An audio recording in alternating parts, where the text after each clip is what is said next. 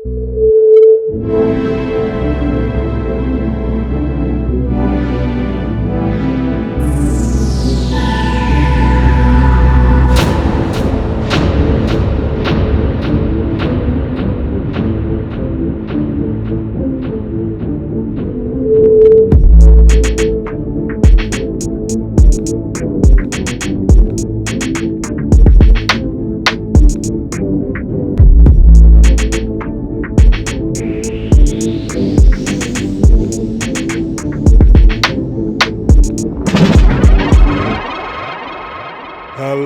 and welcome back to the Popcorn for Dinner podcast, and welcome to Bloody Garrison Lane. That's right, today we're talking about the final season of Peaky Blinders, but not in our usual style of deep dives and fake intellectualism. No, today I have the pleasure, the privilege, the surprise to be able to speak to someone who was 5 feet away from Tommy Shelby himself. So, joining me to talk about being involved in a hit show and just like smoking, because yeah, I saw it, smoking, drinking whiskey with the Peaky Blinders. By order of the Peaky fucking Blinders, it's Stefan. Wow, what an intro. Thank you very much. How are you Thank doing? you very much. Thank you very much for appearing on the podcast. Thank you very much for talking about this show with me. Yeah, like I said, it's a privilege. How have you been? How are you doing? I've been good. I've been very good.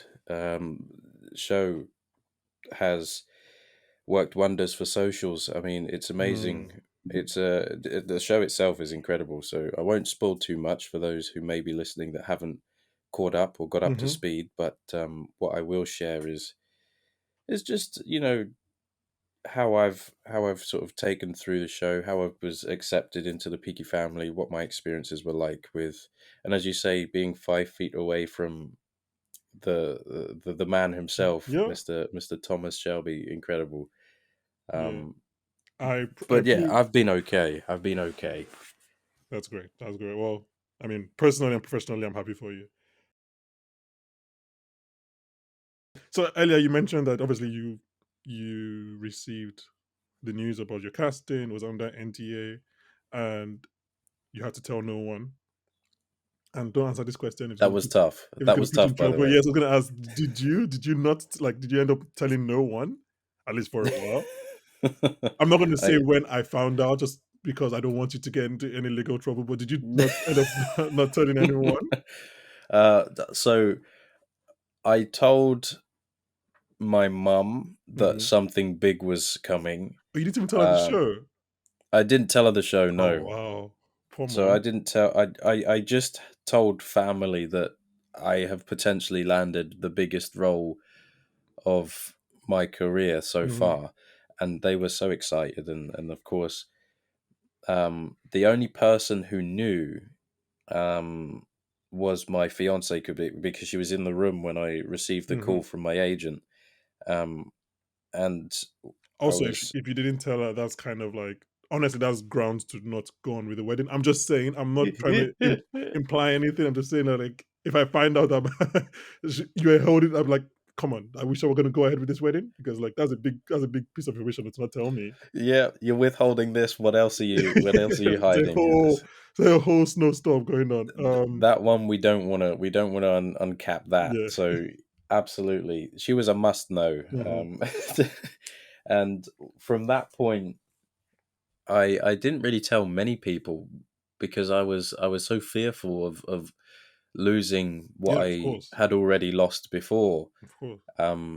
The funny thing is, I probably shouldn't say this one either, but a long time ago, when Beauty and the Beast was in production, so the remake of Beauty and the Beast, the Emma Watson one. That's correct. Yes, yeah. I was booked on that job to do 2 weeks worth of dance work, and it would have been great, but I foolishly took a picture of my costume and posted it on Instagram and hashtagged the absolute shit out of it. And let's say Disney lawyers act fast. Oh no! Because that was 2017. 2016. Yeah, I was young, So you're in, dumb, and oh no. So I how lost does, that job. oh, not to not to open up old wounds, but like how did that conversation go? Did they like were terminating you for breaking your NDA? Like what It happened? was a very quick conversation of, did you post this picture? Yes, I did. Can you delete it? Yes, I can. And then after that, the people who booked me, they called me and said, yeah, that was really stupid. So not only have you lost the job, you're now off the books. And that was, Oh my god. yeah, again, another lesson very, very well learnt in that Jeez. essence So you of had to go find say nothing. representation. Yeah. Wow. So now I guard all the information and everything that I do quite, I play it quite close to the chest, and Yeah, I mean, then like, if you, yeah, I, I mean, not to go back a few seconds, but like after the experience you've just conveyed, I would not have told my fiance. I would have, I would have told her on at the altar on the wedding day. Because, like, look, you've put it in context now. I wouldn't have told anyone. Would have that would have been like, I would have just be like, oh, why? Oh, I'm going to Birmingham just to see a friend. I'll be back in yeah, like a week. Like, I'm not. Yeah, wow, that was yeah, oof. trust the relationship is built upon. If Oof. she can trust me that I'm seeing a friend in Birmingham for a couple of months, then we're rock solid. I got nothing to Yeah. worry about. Oh wow, that's that. Oh, that Beauty and the Beast stories. Oh Jesus, that's wow. Yes, Because I can't imagine like just the. I don't want. Let's not even get to that. 'Cause I can't imagine like the mental torture you must have been going through. Because like that's, which obviously again explains why you were so heartbroken when filming was postponed yeah. on I thought season it was 6. another. I thought it was another one of those Yeah, instances where everything you've sort of worked hard to get to was lost, and there's nothing you can do about it in that essence. And there was nothing I could do about it, although going back to Beauty and the Beast, there was a lot I could have done about that. It's just not posted. yeah. Just Well, yeah, like you said, simply like put. I mean, it's 2016. You probably don't know. You don't know the ramifications of the Disney NDA. You're young, like you said. That's wow.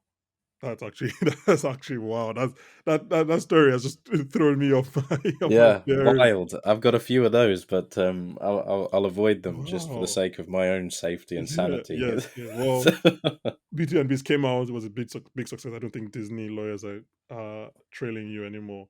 Were No, you? they're off the Did you know you case. were auditioning for Peaky Blinders when you did the audition? Do you know, this is a funny story in itself. Um, and I didn't audition. Okay.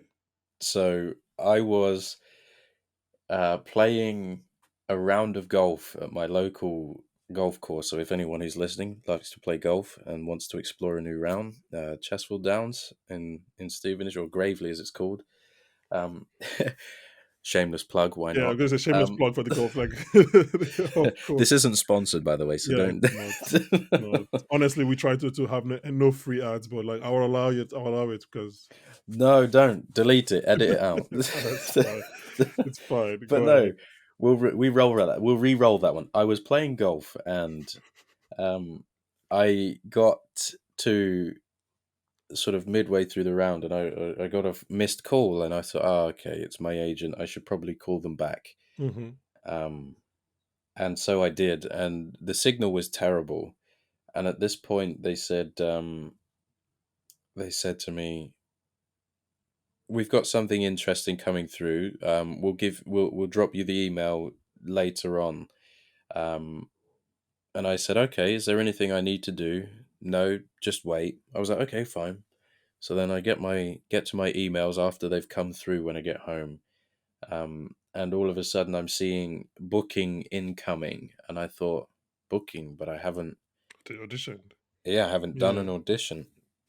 Excuse me, and then I sent the email back. I said, "Oh, okay, that's interesting, but what have I booked? I don't remember sort of auditioning for anything recently."